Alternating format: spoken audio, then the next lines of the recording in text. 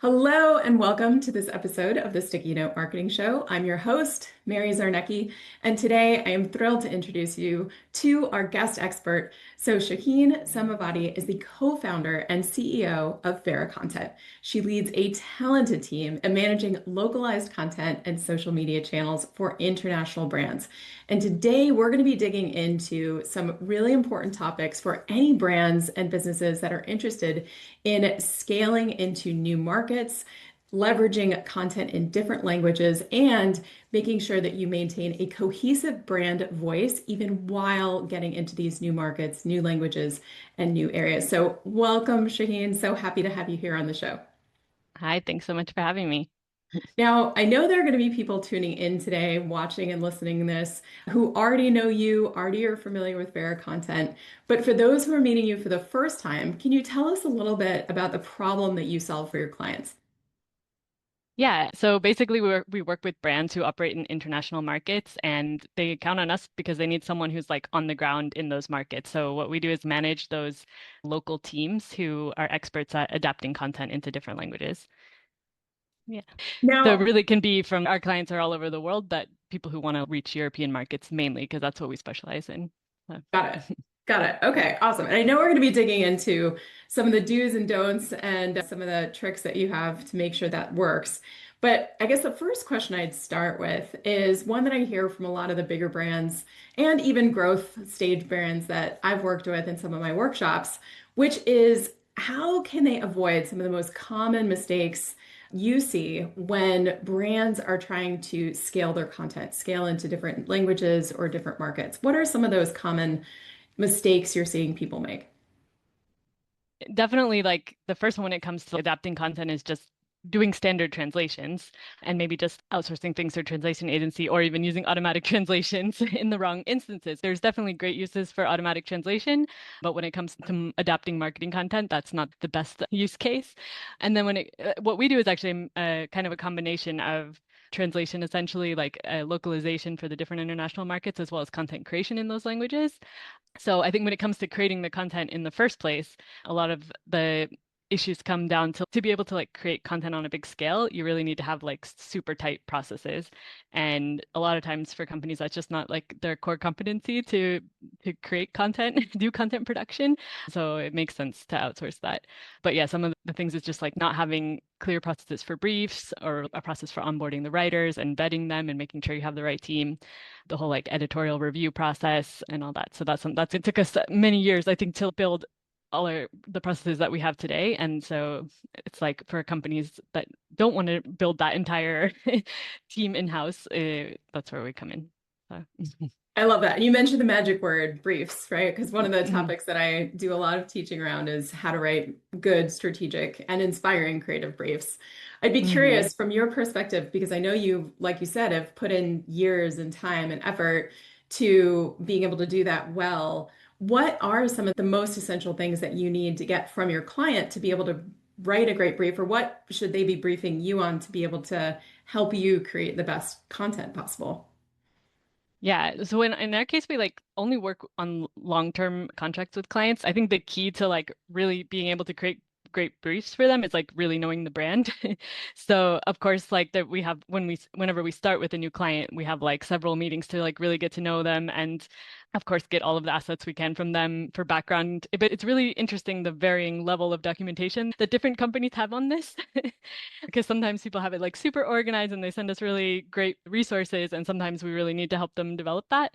But yeah, and sometimes it can be like the first couple of months of the collaboration is really helping them create all that documentation to make sure, because we need to have it really documented if we're going to have 30 people working on the project, like many different writers in the different languages. We want them all to represent the brand accurately. But the thing is that, of course, a lot of times those initial brand guidelines are only in one language. So most often English for the clients we work with. So part of it is also like adapting those guidelines in the instructions like into the other languages to make sure that they know what they need to do. A big part of it is creating style guides actually for the languages and like what's the tone of voice that we want to really have in each of the languages and developing that for the client.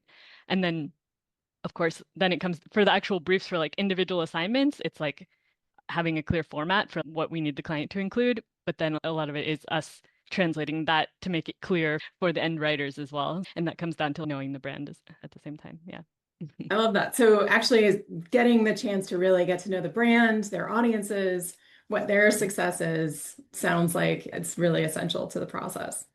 Yeah, absolutely. And understanding the objectives of the client and what they want to get out of the content, that helps us manage the project for them the way they want to get the Now, results they want. I want to go back to one of the things you mentioned at the beginning, which was it's not just about the language translation, right? We're not just taking one piece of content and just running it through some translation tool and it's the same content just with a voiceover. What Mhm. is one of the things that you think that you guys do especially well, or what's a secret to the success of not just doing that, right? We're not just dubbing with another language. You're really creating unique content, right? Unique content based on insights and understanding of what different cultures need. How do you do that? Yeah. So I think like our like a key to that for us has been like always like recruiting writers, not people with only a translation background. We are always looking for people who have either worked in content creation or journalism. And me, like starting the company, I came from a journalism background, and that was something I guess that I had an eye for from the beginning, to look for people who were really good with words, who were passionate about content creation. So even though probably half of the work we do is translation, it's like the people doing those translations, or at least the people doing the final edits, are always people who have a background in marketing, writing, journalism. So we have that, we're not just we're looking at things as like content creation, not we're not treating it like a translation almost, if that makes sense. No, that makes a lot of sense, right? Because it's Yeah. like you said, you're really getting to know your clients. That's the first key. But then we're not just translating, we're actually creating unique content, right? Unique content that's relevant to the audience that this brand or this business is trying to create a connection to. So Yeah. But it makes sense that comes from a journalism background. I love your journalism connection there too. Where do you think that helps you the most, coming from that kind of a mindset of being a journalist? yeah, definitely something that I know, because I had worked in newspapers in the US for about 5 years before I moved to Europe, and I did an MBA here. And then after that, I worked like in corporate communication and marketing, and I definitely saw like a very different mindset about content creation in that more corporate environment compared to when I worked in newspaper, where like the sense, first of all, the sense of urgency and the like, and but at the same time, like doing things fast, but also like with a lot of attention to detail, and not they're able to do that at newspapers or in the media because there's so many processes in place and these checks that happen along the way. And I saw that wasn't something that happened as much in other places that I worked later. And I thought that of course, like a lot of companies, that's just it wasn't their core business. They weren't in the business of content creation. So it makes sense that they wouldn't be experts in that. But I saw that there was a real need to like that, yeah, that it could really benefit from that basically. And so that's what I set out to do, because I used to be in a role where I did outsource things to other agencies. And it was hard to find an agency that kind of met my own standards. So I decided to start that agency essentially. And also being in Europe, of course, we have the issue of all the diverse languages, and anyone doing business in Europe has to work in more than one language. So it's like hard enough to have really tight processes just for one language, but that's compounded when anyone who's doing business, just like the size of European market is almost similar to the US. So, but it has tons of languages. So the complexity there is a lot higher for content creation. Definitely. I know we've got people in this audience listening to the Sticky Note Marketing Show that can Mhm. definitely resonate. And probably I heard little screams of, yes, I totally get that. A lot of entrepreneurs and agency folks saying to themselves, yeah, exactly. I couldn't find someone to actually do the thing I needed to do. Therefore, I did it. Yeah. So thank you for sharing that.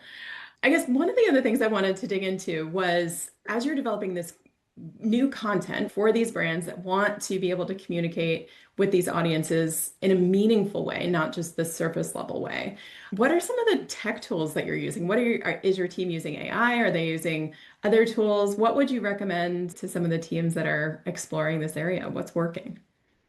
Yeah, of course, like I think every content marketing field has been really impacted by AI, and the expectation is that AI should be able to do a lot of the heavy lifting.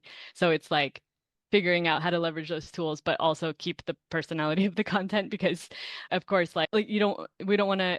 It's like you have to adapt or die, I think, in this environment. It's like you can't ignore AI. It's definitely here to stay. But it's I think the challenge is to train your team in a way to use it the way you want them to. So not to like over rely on it to like generate content, but to use it as a tool to help them maybe do research faster or to create outlines or repurpose things. So that's something that we've been really focusing on, like how we can, like we've been creating guidelines for that and particular different use cases and training our team. And I think it's a really exciting time that's really helping, I think, our team be able to focus on the most creative parts of the work and have AI help us with some of the more tedious aspects. But then in terms of, I think a really interesting use that we've also had is a tool that we use on across several projects is like style tools that allow us to integrate style guides into our writing process. So I was mentioning that before, how important like having a good style guide is, and that's actually was a big challenge for us was like the amount of style rules that we would accumulate and across all the different languages. So we've been working with tools like Grammarly and Language Tool that let you like basically have an interactive style guide that when you're writing in Google Docs, for example, like you can have it set up so that it says, in this case, you should capitalize this or you should like custom set rules. So that's something that we do for most of our client projects. And I think it's a great use of technology. And there's also, of course, AI built into these tools as well that you can suggest to say this a different way and things like that. And I think what I like about those tools compared to just like using ChatGPT or any of these Perplexity and that stuff is that you write first and then it's like giving you suggestions versus the other way around. You're not asking it to write for you. Got it. So you can still maintain that kind of content authenticity because the writers that you have on your team, like you said, come from a specific mindset. They're bringing their own lived experience, familiarity with the culture and the research that they've done. So that way it's guiding as opposed to really influencing that from the start. That makes sense. Yeah, using it as a tool, not relying on it. Yeah. Yeah. No, that's exciting. I'd be curious. We love storytelling on the Sticky Note Marketing Show. Do you have any stories, even if it's blinded, you don't have to reveal the name of the client, but of someone that you've worked with that you really either enjoyed working with or that's really done a good job maybe navigating these challenges that we've talked about scaling their content to multiple audiences, multiple languages, multiple cultures, but still maintaining that brand voice? Is there anyone that jumps to mind? I get one client that we've been working with for a couple of years that I think is doing really cool things is Too Good to Go. They're like I don't know if you're familiar with that brand, if it's so popular in where you're based, but it's basically a food, it's like an app to save food waste. And so you can get discounts on buying food at the end of the day from a restaurant and things like that. But we've helped them a lot with the social media content across several different markets across Europe. And yeah, I think it's been cool because we've worked both with written content and video content that's for social media and like adapting the examples that we use in the different markets and things. And it's been, I think they're a good use case. We have some more information about it on our website too, if you want to check it out. Oh, that's fantastic. As you were scaling across different markets, was there any challenge that you specifically bumped into, especially when creating new content for different markets? Was it all about the different scenarios, like making sure that the scenario is relevant to that market, or what were some of the challenges you had to overcome? Definitely, it's a lot of content that has to be like localized for the market. Of course, like when it comes to food, there's like very specific, maybe like cultural customs related to food. So maybe that particular piece of content we might use here wouldn't work there. So I think it's like a fun project because we get to tap into food culture in each of the markets. Oh, that's such a good point. Yeah. Anyone who listens to the show knows that I love my food. Yeah. I would take on that research project. If you need me to go into a market and research what the food customs are, you can sign me up. Yeah. Actually, we also worked in the past with a whiskey brand, and that was interesting because I learned a lot in that project about like how different regulations are when it comes to talking about alcohol in different countries. Like some markets you're not allowed to do advertising at all, so we couldn't do paid ads, for example, on the pages, or others it's just like the way they like their attitude toward whiskey or the types of drinks they would use it in would be completely different. So that was curious too. Oh, that's fascinating. But again, this Yeah. comes back to your original point about it's not just about dubbing over, right? This is not just a translation challenge. This is a true audience relevancy, understanding the cultural nuances of a different market. Yeah, absolutely. And that it's like it's really cool to like work with those local teams who see things on the ground and that's how they're able to like be the eyes and ears of the brand in the market as well because the when we do community management, that's also like those people in the markets are the ones interacting with people in the comments and Yeah. building those local communities too. Yeah. And I'd imagine when you're doing the community engagement, you definitely see the market will tell you, the market will definitely respond to the comments if you're off. Yeah, totally. Yeah, we have seen some content that was like we had this story of a cup holder product that was like people made fun of it a lot because it was such an American thing for in the car. So that was it's interesting how it's not only the content that needs to be localized, but also like your product line. Yeah, that's such a good Yeah. point. Yeah, yeah, yeah. I'd love to see those. I'm sure they had some comments about Americans in our, we do our a lot of times.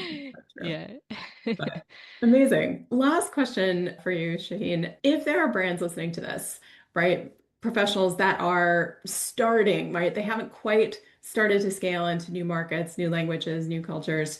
What would you give them as their guidance, right? Before you jump, right? What Mhm. would be a few of the key things that they should make sure that they're asking or that they have in place before they maybe pursue that path?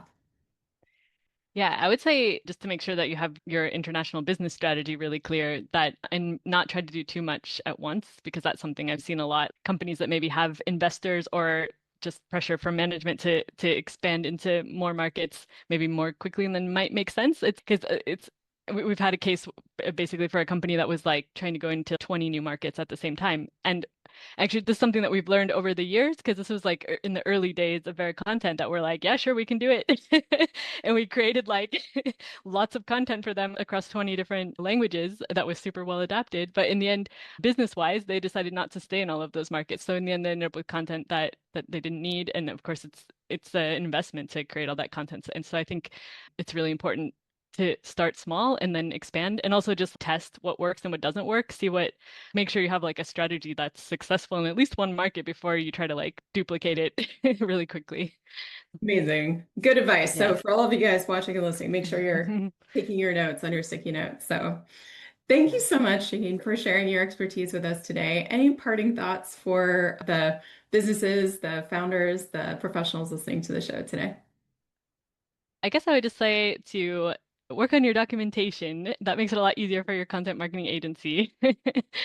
So document your brand guidelines and if you are doing like content creation in-house to make sure you have like clear processes in place for vetting talent, for creating briefs and for creating that content. Amazing. Thank you again so much for being here, being our guest on the Sticky Note Marketing Show. Wherever folks are watching and listening to this, we'll definitely be including the links to get in touch with Shaheen and with Vara Content. But if there's one place in particular that you want to direct people, where would that be? Definitely to our website, veracontent.com. Terrific. All right. If you've got questions, if you want to follow up, please definitely follow those links wherever you're watching and listening to this episode. There's more goodness and more things that I'm sure Fair Content can help you uncover. So again, thanks so much for being our guest today. Thanks so much for having me.